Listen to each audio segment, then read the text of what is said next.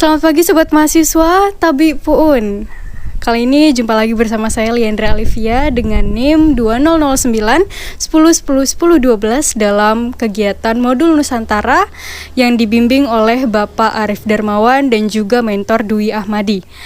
Kali ini saya berkesempatan untuk mewawancarai salah satu umat beragama Hindu di perumahan Korinuansa Ungasan, Kecamatan Kuta Selatan, Kabupaten Badung, Provinsi Bali dalam jurnal etimografi yang kali ini kita akan mengambil khusus fokus terkait dengan pembicaraan mengenai ritual keagamaan umat Hindu dan juga komponen-komponen tempat ibadah mereka yaitu pura, dan salah satunya adalah bagaimana mereka melaksanakan kegiatan keagamaan selama masa pandemi ini berlangsung.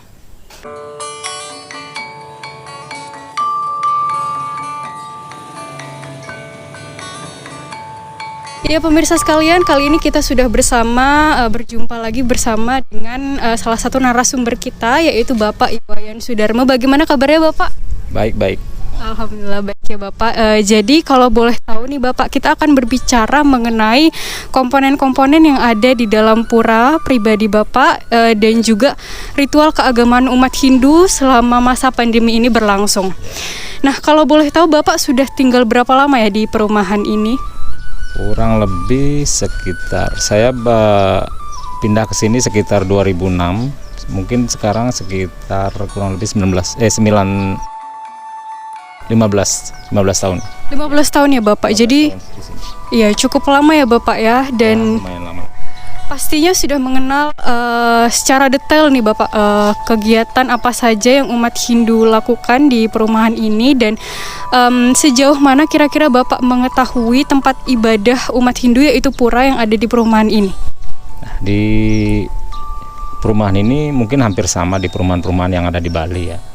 Kita di sini memiliki satu pura yang untuk seluruh umat Hindu yang ada di perumahan itu. Jadi setiap di sana kita mengadakan upacara setahun sekali. Ada namanya Piodalan. Ya, itu seperti manusia juga ada ulang tahunnya lah, ya gitu. Jadi setiap setahun sekali kita mengadakan upacara di sana. Gitu. Oh, jadi Piodalan ini merupakan acara rutin tahunan ya Bapak yang dilakukan di pura umat Hindu. Nah, kalau boleh tahu Bapak, lebih tepatnya di sini Bapak memiliki pura pribadi. Nah, yang membedakan pura pribadi ini dengan pura umum yang ada di perumahan ini apa Bapak? Kalau kayak seperti ini namanya bukan pura. Ini namanya sanggah. Ya, sanggah ini diperuntukkan untuk keluarga kita sendiri. Jadi setiap rumah di Bali ada mempunyai sanggah untuk tempat beribadat.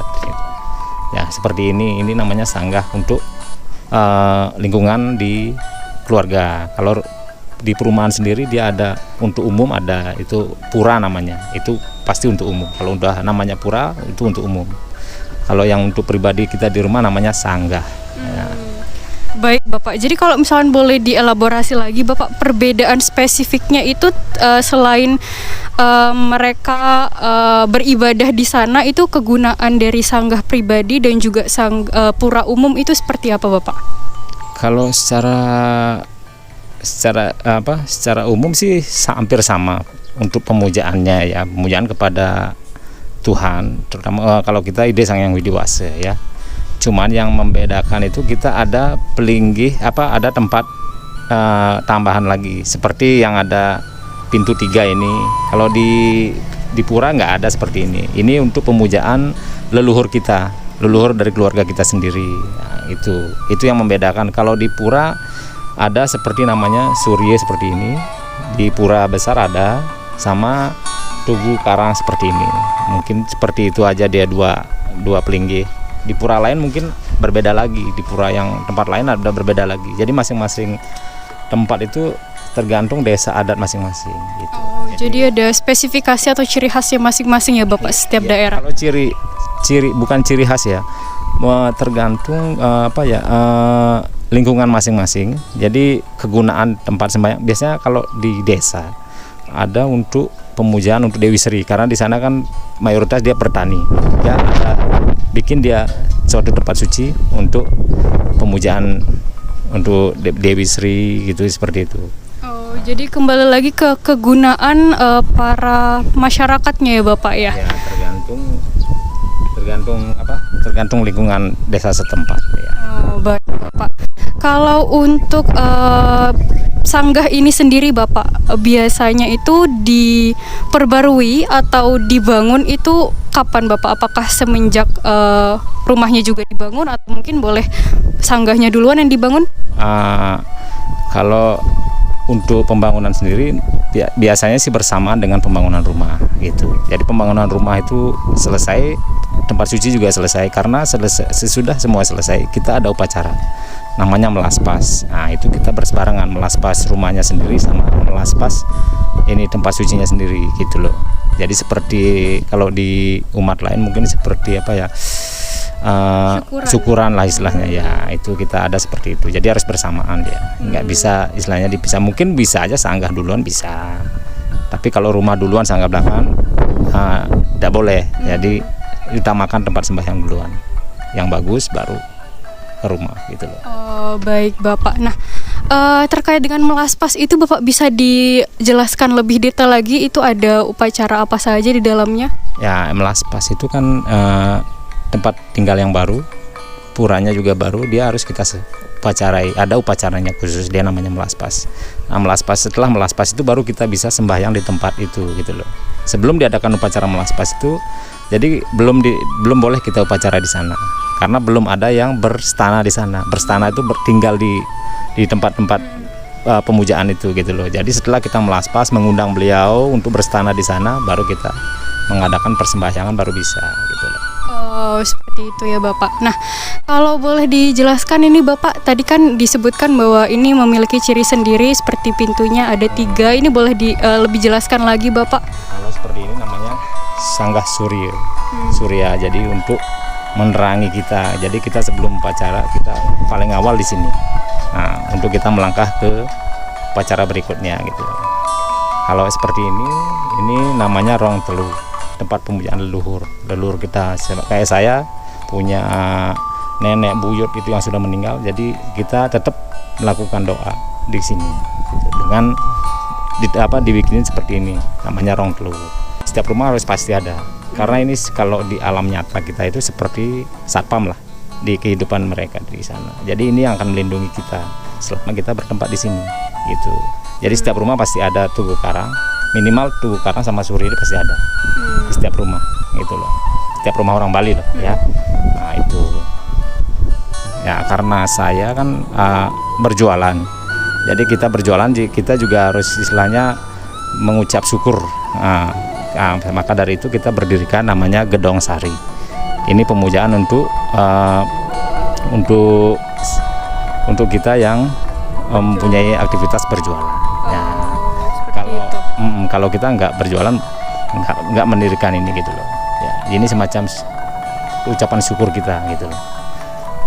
Baik Bapak. Nah untuk jadwal sembahyangnya sendiri Bapak, itu berapa kali sehari dan apakah sekali sembahyang itu harus dalam semua puranya itu salah satunya saja Pak? Kalau untuk sembahyang, di sini sembahyang istilahnya ada mantra puji Trisandia namanya, itu 3 kali sehari. Pagi jam 6, siang jam 12, sore jam 6. Nah itu kalau untuk sesajen seperti ini, kayak ini namanya canang yang seperti ini ya. Canang ini sekali. Itu untuk di setiap rumah, semua tempat sembahyang di rumah. Ya, sama tempat sembahyang yang ada di seputaran perumahan juga. Begitu. Nah, kalau kita lihat di sini Bapak, setiap perempatan itu kan ada pura. Contohnya di sebelah sana. Dulu saya ingat warga sekitar sini bergotong royong untuk membangun pura. Apakah boleh jika misalkan non-Islam itu ikut membantu pembangunan pura tersebut, atau maksudnya non-agama Hindu membantu? Apakah boleh Bapak diperkenankan seperti itu? Kalau untuk membantu bergotong royong itu nggak masalah. Itu kan istilahnya kebersamaan kita di sini. Begitu juga sebaliknya, ada pembangunan semacam musola kita juga ikut membantu, karena itu kebersamaan di sini di perumahan ya.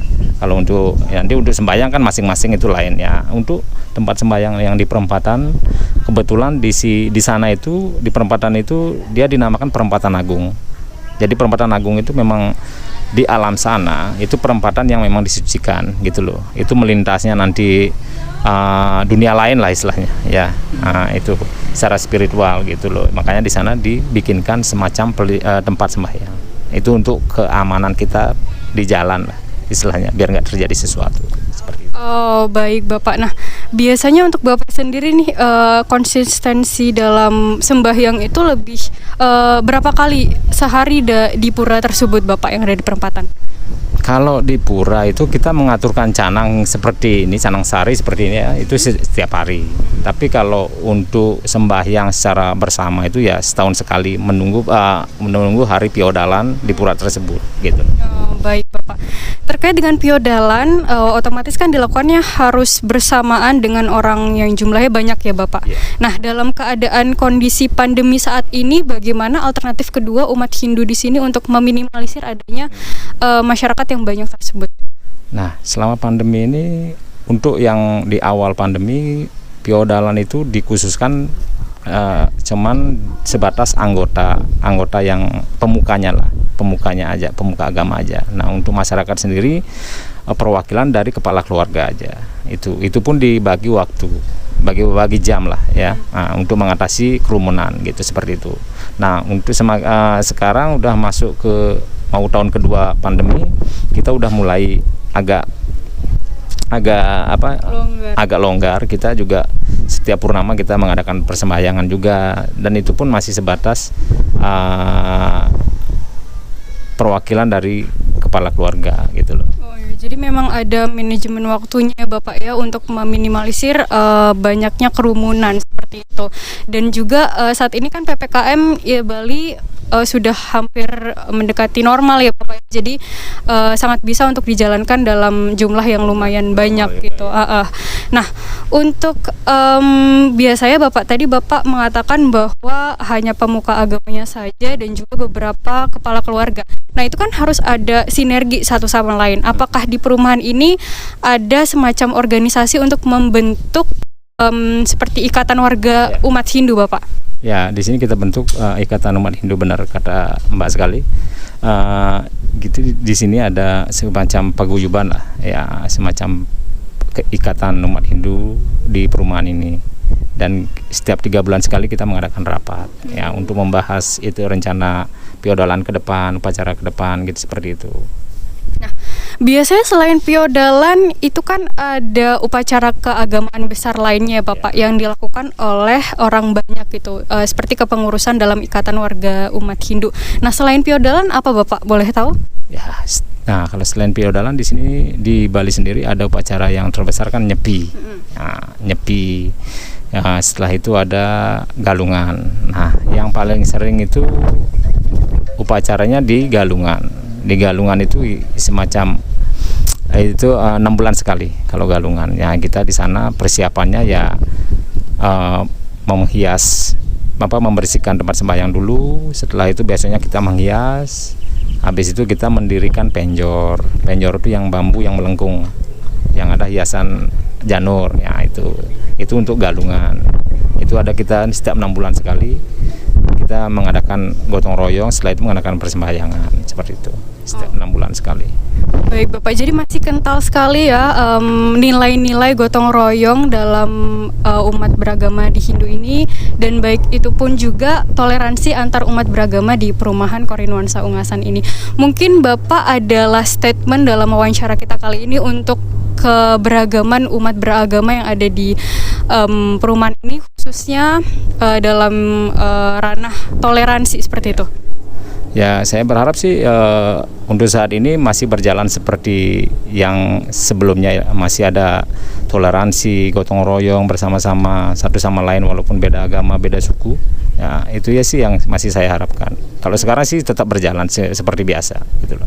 Baik Bapak, terima kasih Bapak Wayan Sudarma atas kesempatan waktu yang telah diberikan kepada kami untuk mewawancarai dalam jurnal etnografi Modul Nusantara.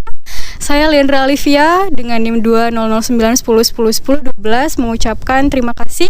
Dan kalau dalam umat Hindu mengatakan selamat tinggal itu apa ya Bapak? Om Santi Santi. Om Santi Santi Santi Om.